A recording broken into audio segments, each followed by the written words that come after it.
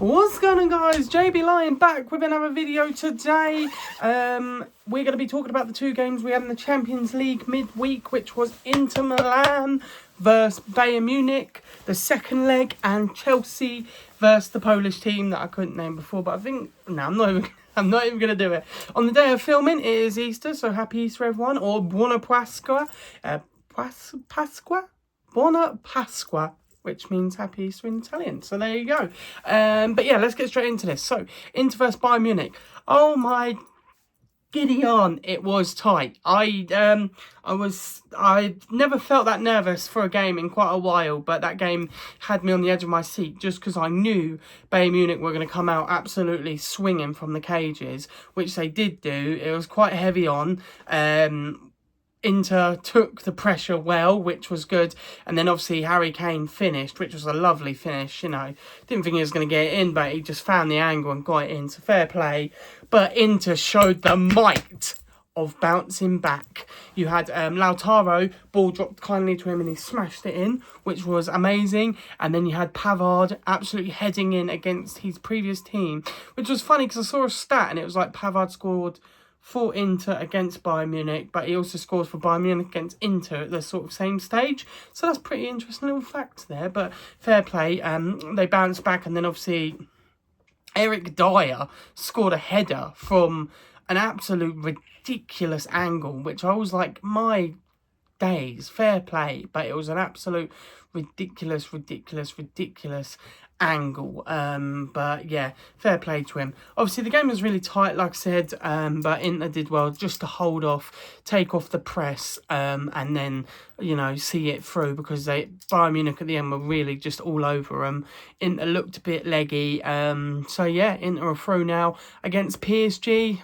It's gonna be not PSG, sorry, against Barcelona, sorry, and that is going to be an absolute juice affair. I don't know who's going to win it. It's so hard to call. Of course, I'm always going to favour Inter, but it's going to be very difficult. Obviously, Barcelona are on a bit of a wrecking crew at the moment, especially with Yamal.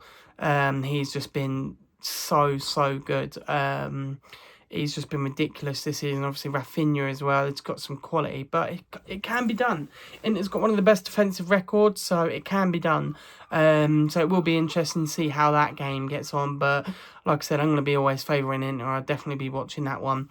On to the second game, which was Chelsea. And it's just, I don't know what to say at this point anymore about them. It's just embarrassing, really, isn't it? A club with that much money, that much quality in the squad, but they can't, even though they went through, but they struggled against this team, and it's, like I said, it's no disrespect to this team, because I'm sure they're pretty good, but how are we struggling against them? We should be, being comfortable against what we struggled. If Cucurella didn't score, it would have had to go to extra time. Can you believe that? At home. If it was away, you'd kind of expect it, but we're at home. Can you believe that we almost lost it at home? But yeah, it was just a bit of a painful game to watch, really. Chelsea just didn't play well. Like I said, luckily Cucurella scored, because if he didn't, then we'd be up shit creek without a paddle, basically. But obviously it was a good goal. But yeah, they put us to work, and I was a bit worried throughout the game. But what seems to be happening lately with Chelsea is that they're dominant, but they don't capitalise on their dominance. They just kind of play, and then when they're not being dominant, they just kind of don't do anything about it, which is just kind of shocking, really, because you'd expect them to do something. But obviously they went through to the next round, which is good, because obviously, like I said, I assume they're going to win it, but it really does concern me when we can't beat a team like that. And then you've got teams like Fiorentina and Real Betis still in it. Obviously, if we play like that against either one of those teams, we're done for, mate. So it's going to be interesting to see what happens in the latter stages of the tournament. Obviously, we've still got the next challenge yet. They could still do us. But yeah, it's going to certainly be interesting to see what happens in the latter stages. But yes, guys, I thought I'd do a quick video of the two-game review. Sorry, it's a bit of a short video. I've been extremely busy lately, but I wanted to bring you my review of the games and still be a bit consistent for you. But yeah, on the day of recording, which is Easter, you've got Chelsea versus Fulham and Inter Milan versus Bologna, I want to say. So I'll obviously be doing a video of those reviews.